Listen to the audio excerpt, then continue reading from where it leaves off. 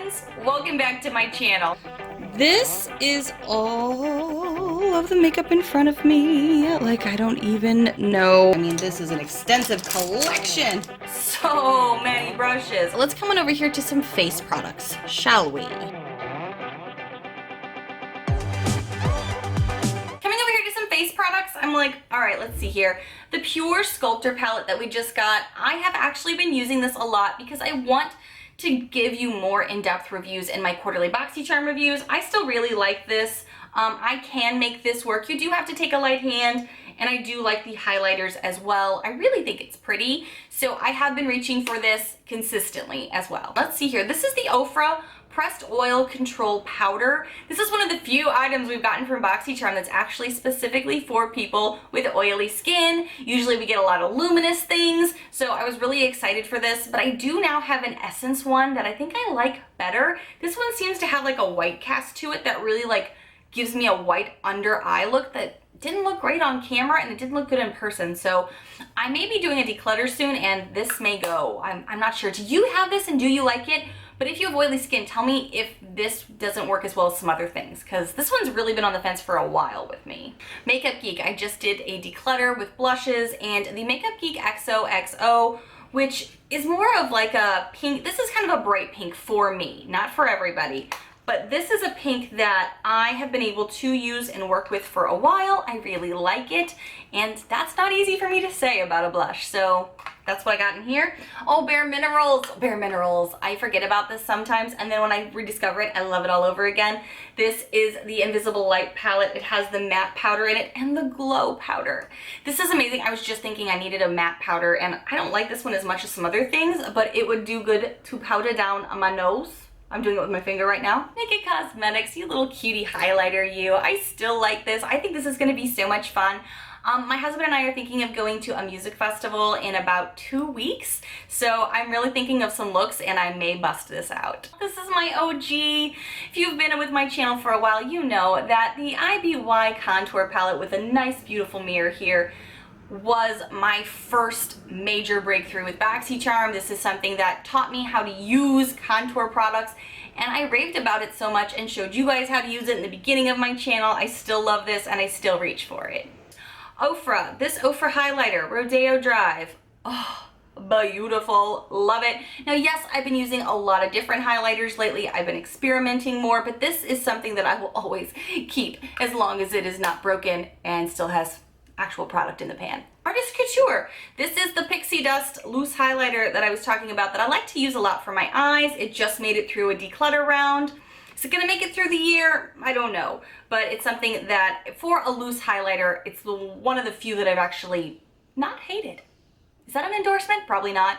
The Pure Bronze and Brighten palette. Love this. Reach for this every day for this blush. And a lot of times for this bronzer as well. If I'm not using one of my Physicians Formula Butter Bronzers, I'm reaching for this. The highlighter on occasion, mostly on my collarbones because I am trying a lot of different highlighters. Love this so much. Speaking of highlighters, this Tartist Pro Glow.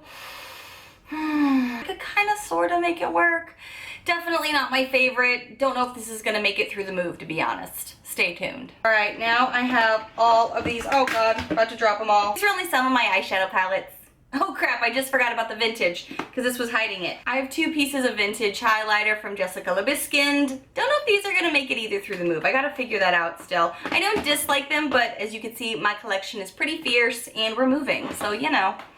Priorities. Studio Makeup on the Go palettes, Warm Up and Cool Down. I love Warm Up and Cool Down. I love these so much. They're amazing.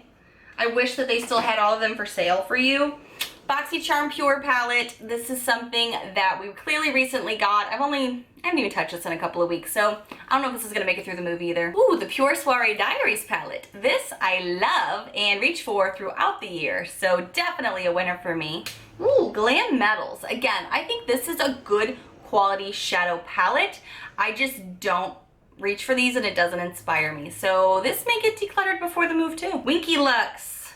Come here, you. This is the Kitten palette. Again, I've talked about this. It's got some great shades in it. I don't always reach for it, but I do reach in for it for some kind of individual pieces. I don't really use it as a whole palette. So I don't know if I'm gonna keep this forever, but I'm pretty happy with this. The Semi Precious palette from ColourPop. Love this. I reached for this today and yesterday and I think last week. Thoroughly enjoy this.